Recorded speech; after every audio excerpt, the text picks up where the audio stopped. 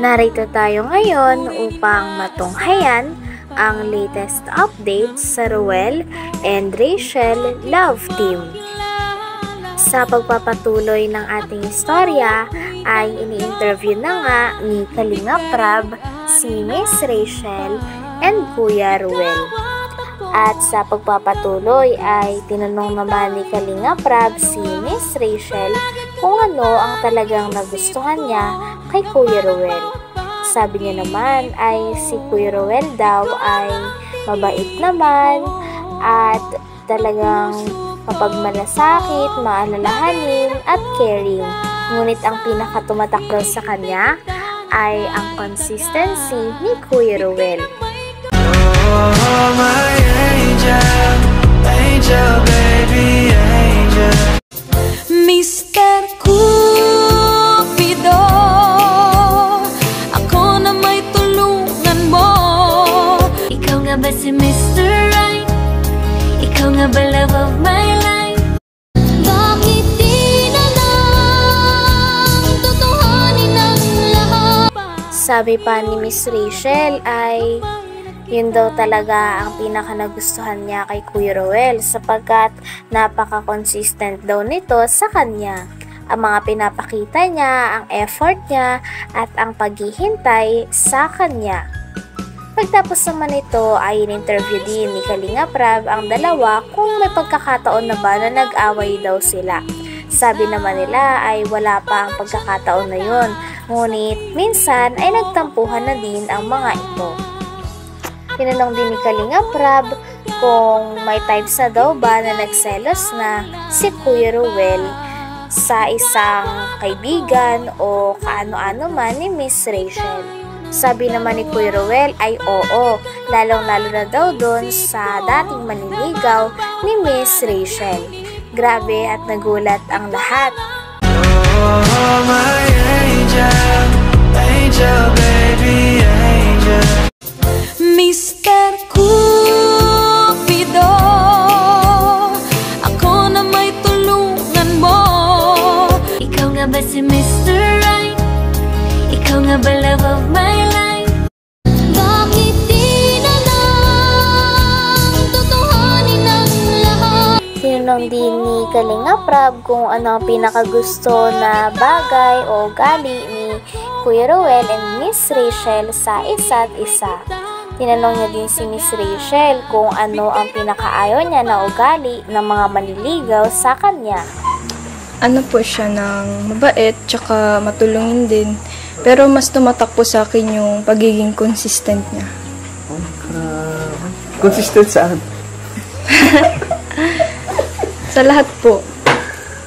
Like, Sa kalingap, tsaka sa paghihintay sa akin. Sa tagal-tagal niyo magkilala, nag-away na ba kayo? Hindi naman po. Hindi pa? Hindi pa. Kahit tampuhan? Tampuhan siya. Oo, tampuhan okay na. Siguro normal lang yata yan. Tatampuhan na pala, bro. Anong ibig sabihin nun? Sa bagay, sa magkaibigan, nagtatampuhan din, ha? Ito naman, ikaw muna, Rachel. Ay, si Ruel muna. Kinakabahan si Rachel, kinakabahan! Tutok mo nga dito electric fan, ano? Para itong recitation. Ito, dapat totoo lang. Bawal lang showcase na sagot. Hindi ako na-inform, may recitation pala kayong araw. Ikaw, Insan Ruel, nagselos ka na ba? Uy, Ikaw, nagselos ka na ba? to be honest talaga, yes, nakaramdam ako ng selos. Noon pa man nung nalaman ko talaga na may manliligaw si Rachel. Oh, normal yan, syempre. Talagang hindi ko man talagang inasahan na mafe-feel ko yung pag-selos. So, ayun, marunong naman ako mag-control and then marunong din ako kung anong tamang gawin. So, talagang na-handle ko dun na positive way. Normal yan. Siyempre, kapag yung crush mo, may ibang nanliligaw, no? Kahit naman sino.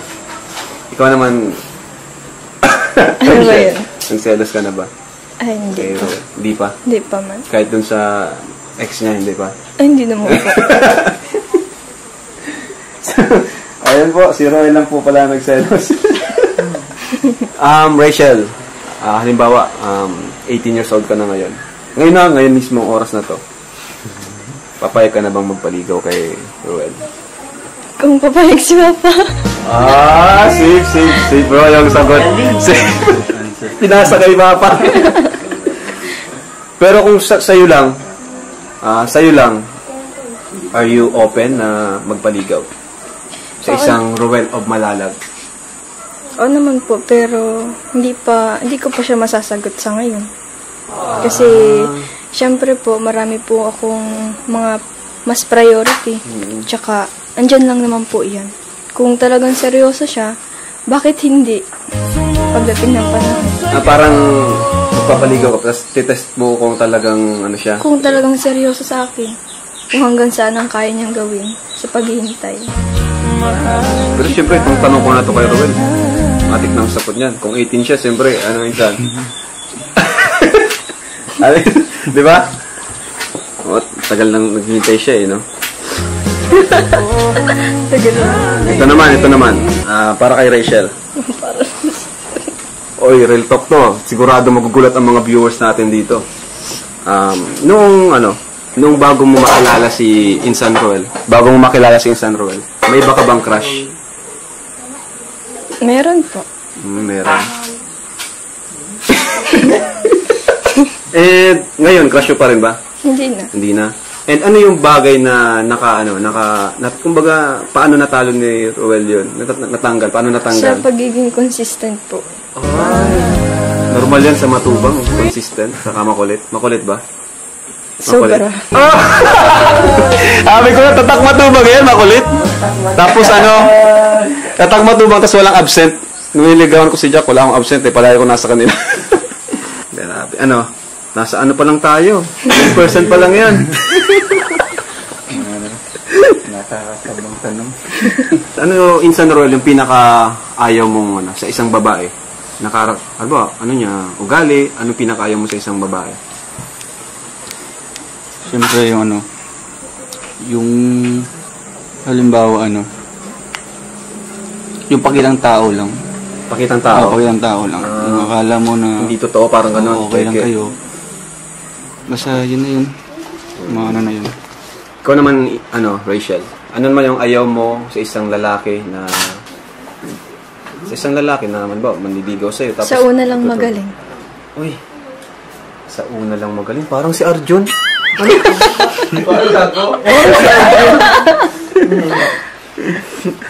Sa una, papakitaan ka ng mabuti, pero pag naging kayo na, pag nakuha na yung gusto, wala na. Grabe. Narinig mo yun, Arjun? Opo. Kung sakaling, kung sakali lang to, mga Rochelle Pats, kung sakali lang. Kung sakaling maging kayo na nga, magkatuluyan kayo, ikasal kayo, saan nyo mas gustong mag-settle? Sa Malalag ba o sa Daet? Ikaw man Rachel. Mahirap na tanong yan. Kung sakali lang naman. Sakali lang. Mas gusto ko po dito. Kasi ayoko pong syempre si Papa. Grabe naman. Talagang inuuna yung parent niya, no? Napaka-bait talaga ni Rachel. Ikaw naman, Insan Ruel. Sa akin talagang, di ba sa lalaki naman, medyo okay naman sa kanila. Na medyo mapalayo sa mga pamilya. So, gusto ko na dito na isa din yan kasi gusto ko na mas mapalapit sila Rachel doon sa kanyang papa. Alam naman natin na talagang siya yung breadwinner ng kanyang pamilya. So gusto ko na malapit lang siya or malapit lang siya sa kanyang pamilya.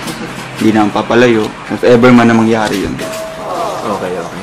So ikaw, Rachel, umiyak ka na ba kay Ruel? Umiyak? Hindi pa.